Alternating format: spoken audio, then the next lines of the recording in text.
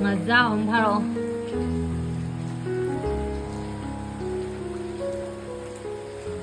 miếng ngon tươi à quay tầm một phá đây nên ngạc chậu ngon cân nhau nè tàu cái này ngạc này là đi ngạc lâu thuốc bây giờ bỏ chị tên lên gai rồi không bự này taro bây giờ nang bu nga pha ni na chali ra ka di nu na dei bo em nga prom ni me ai na di mai na tau do re ha di ko khala aga mo na tau be ya ha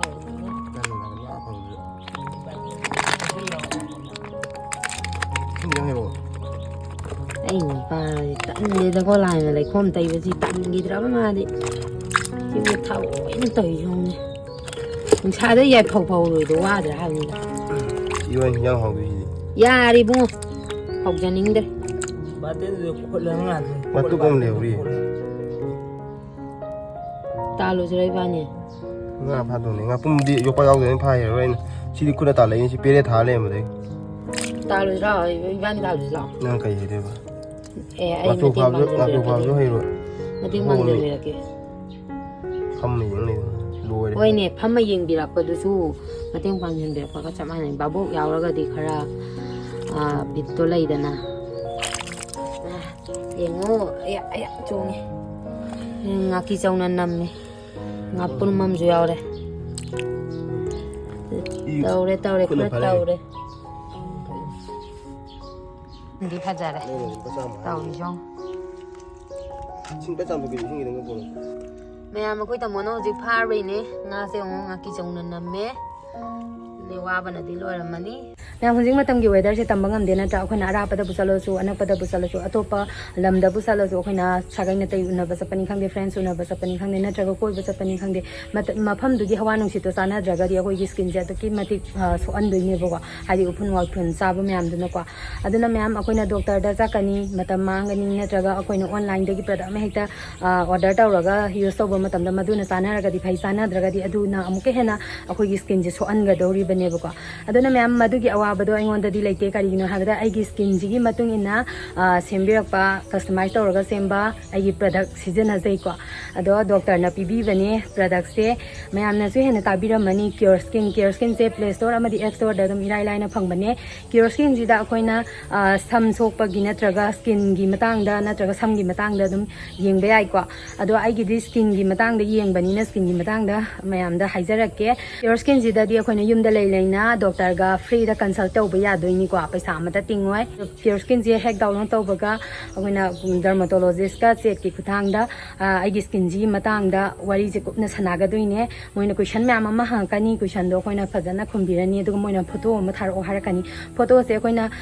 side tagi loba front tagi loba adu do tharani ko tharakanda phajana analysis to birakani ko moina to birama tung da khoi gi skin ji da lei ba issue du gi matung ina moina customize to rakanda khoi gi skin ji ga sana jaba treatment kit ama semaga thabirakani ba ko ma'am product se nupa su nupi chu loina season na ba yai ko ma'am moina customize to raga thabira iba kit tu gi price se khoi gi 1600 ki su lai ye do ma'am na result he na thuna pamaga di 2100 ki do season na bio result thuna phangani ko ma'am product to tha ani ahum adum irai laina season na ba ya bani am ko ina chatpani ko aduga moina kamaina season na gani kayam yam season na gani karam kanda season na gani habdu su moina loina hairakani ko ma'am aduga ma'am akoina tha khuning gi doctor ga free da wari sana ba se ya ga duni ko habadi ai skin ji gi matang da ai skin je kayam yam phadale na traga kari ahung bala e habado dugi tanana ba gi da magda doctor ga dum tha khuding gi akoina follow up to ni ko free da ni ko du so ma'am adu da sunate ko makoina customize to ba that plan jo free da pibira ka doine kari gi no habada ko gi skin je amuka hena phana ba ko akoina atopa da that plan je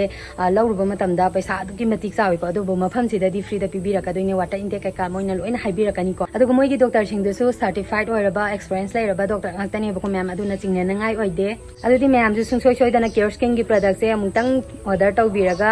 use ongtang to bio ai description box da amadi comment section da pin tawraga thamjara magi magi link to ko aduga ai gi coupon code su season ba kaw bigano ma'am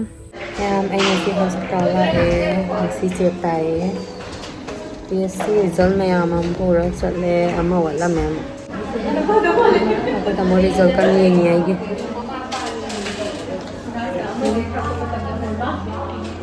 ꯑꯗꯣ ꯑꯩꯁꯦ ꯈꯔ ꯊꯦꯡꯉꯦ ꯉꯁꯤ ꯂꯥꯛꯄꯁꯦ ꯑꯗꯨꯅ ꯃꯅꯤꯡ ꯋꯥꯏ ꯇꯥꯔꯦ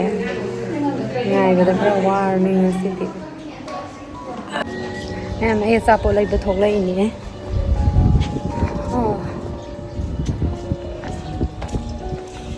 ꯃꯅꯨꯡꯗ ꯁꯨꯝ ꯂꯩꯕꯁꯦ ꯕꯣꯔꯤꯡ ꯆꯨꯔꯛꯑꯦ ꯃꯤꯗꯣ ꯌꯥꯝ ꯌꯥꯝꯃꯦꯕ ꯅꯨꯡꯉꯥꯏꯕ ꯌꯥꯝ ꯋꯥꯏꯑꯦ ꯆꯥꯛꯁꯨ ꯂꯥꯝꯈꯠꯂꯛꯑꯦ ꯑꯗꯨꯅ ꯑꯆꯥꯄꯣꯠ ꯂꯩꯒꯦ ꯊꯣꯛꯂꯛꯏꯅꯦ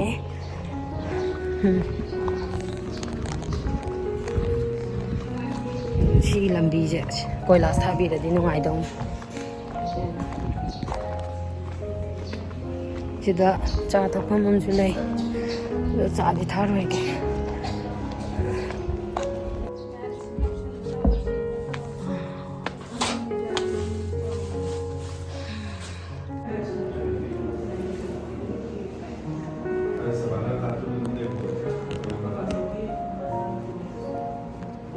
ꯌꯦꯡꯕ ꯂꯣꯏꯔꯦ ꯃꯌꯥꯝ ꯍꯤꯗꯥꯛ ꯂꯧꯕ ꯆꯪꯉꯛꯏ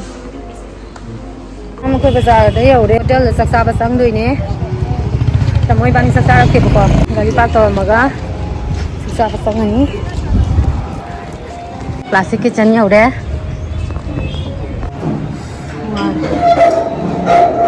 ꯑꯩꯈꯣꯏ ꯇꯥꯃꯣ ꯈꯨꯗꯥꯝꯕ ꯆꯪꯉꯦ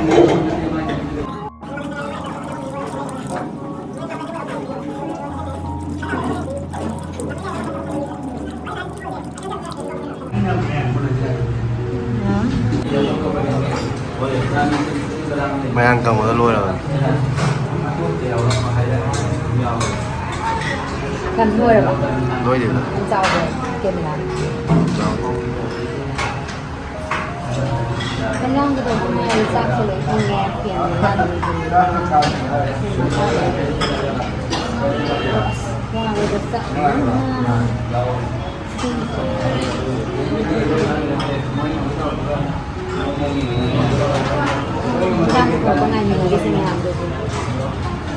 ꯆꯥꯛꯇꯤ ꯂꯩꯔꯦ ꯃꯣꯏꯒꯤ ꯍꯤꯟꯖꯥꯡ ꯂꯧꯕꯁꯦ ꯑꯩꯈꯣꯏꯒꯤ ꯀꯧꯅ ꯂꯧ ꯁꯦꯝꯃꯤ ꯑꯩꯈꯣꯏꯒꯤ ꯁꯦꯝꯃꯤ ꯌꯥꯝ ꯌꯧꯒꯗ꯭ꯔꯦ ꯃꯌꯥꯝ ꯉꯥ ꯇꯥꯎꯕ ꯊꯣꯡꯕꯅꯦ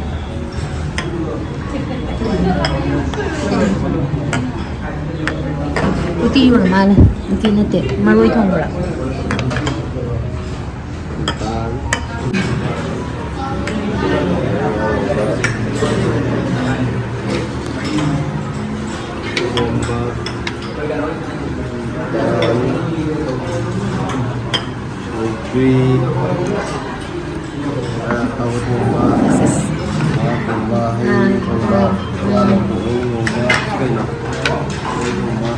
ꯃꯔꯣꯏ ꯊꯣꯡꯕ ꯃꯥꯜꯂꯦ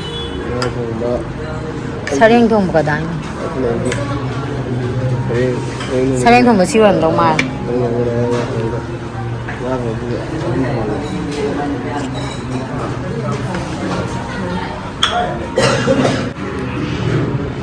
ꯂꯐꯨ ꯏꯔꯣꯟꯕ ꯍꯋꯥꯏ ꯊꯣꯡꯕ ꯑꯗꯨꯒ ꯁꯤꯅ ꯀꯩꯅꯣ ꯁꯧꯒ꯭ꯔꯤ ꯊꯣꯡꯕ꯭ꯔꯥ ꯑꯗꯨꯒ ꯁꯤꯅ ꯁꯔꯦꯡ ꯊꯣꯡꯕ ꯉꯥ ꯑꯇꯥꯎꯕ ꯊꯣꯡꯕ ꯉꯥ ꯑꯇꯣꯏꯕ ꯊꯣꯡꯕ ꯀꯥꯡꯍꯧ ꯍꯩ ꯊꯣꯡꯕ ꯃꯔꯣꯏ ꯊꯣꯡꯕ ꯂꯩꯔꯦ ꯑꯗꯨ ꯆꯥꯕ ꯍꯧꯔꯒꯦ ꯑꯩꯈꯣꯏ ꯇꯥꯃꯣꯁꯦ ꯆꯥꯕ ꯍꯧꯔꯦ ꯆꯥꯛꯁꯦ ꯅꯉꯣꯟꯗ ꯈꯔ ꯍꯥꯞꯄꯝꯒꯦ ꯀꯩꯗꯒꯤ ꯍꯥꯟꯅ ꯑꯆꯝꯕ ꯑꯝꯗ ꯍꯥꯟꯅ ꯁꯧꯒ꯭ꯔꯤ ꯊꯣꯡꯕꯗꯩ ꯍꯥꯟꯅ ꯍꯥꯏꯌꯣ ꯁꯧꯒ꯭ꯔꯤ ꯅꯠꯇꯦ ꯍꯋꯥꯏ ꯑꯁꯥꯡꯕꯤ ꯀꯨꯂꯤ ꯍꯋꯥꯏꯗꯣ ꯑꯗꯨꯗꯨꯒ ꯑꯂꯨꯒ ꯀꯥꯡꯁꯣꯏꯅꯤ ꯍꯥꯎꯋꯤ ꯀꯥꯡꯁꯣꯏ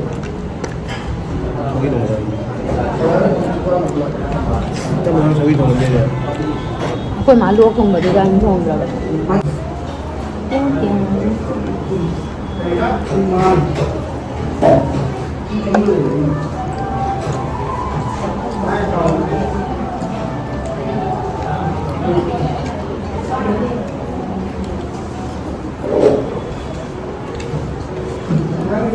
ꯃꯣꯏ ꯃꯣꯔꯣꯛꯁꯦ ꯄꯤꯛꯆꯔꯁꯨ ꯌꯥꯝ ꯁꯥꯏꯌꯦ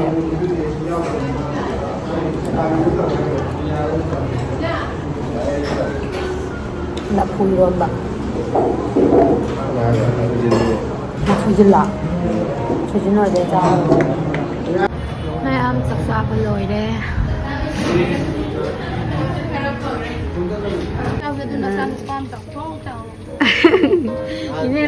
ꯁꯤꯡꯖꯨ ꯃꯌꯥꯝꯁꯦ ꯌꯦꯡꯉꯣ ꯁꯤꯡꯖꯨ ꯃꯌꯥꯝꯁꯦ ꯄꯤꯖꯗꯣꯏꯅꯦꯅ ꯇꯞ ꯇꯥꯡꯉꯩ ꯇꯞꯁꯜꯂꯛꯑꯦ ꯑꯇꯩꯁꯦ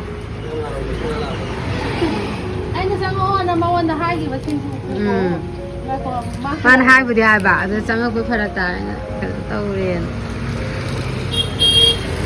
ꯁꯤꯡꯖꯨꯁꯦ ꯑꯩꯉꯣꯟꯗ ꯑꯣꯏꯅ ꯂꯣꯏ ꯍꯥꯞꯆꯜꯂꯛꯑꯦ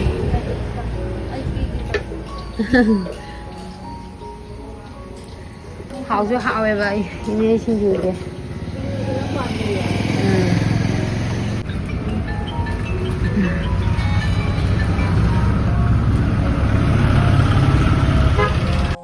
Kapu. Jadi hidak kap tore, kau tak mau Tidak untuk kap aja.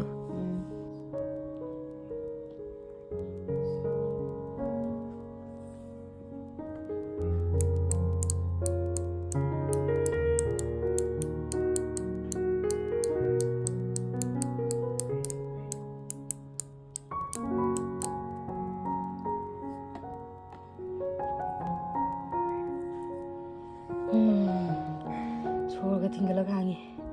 kijai.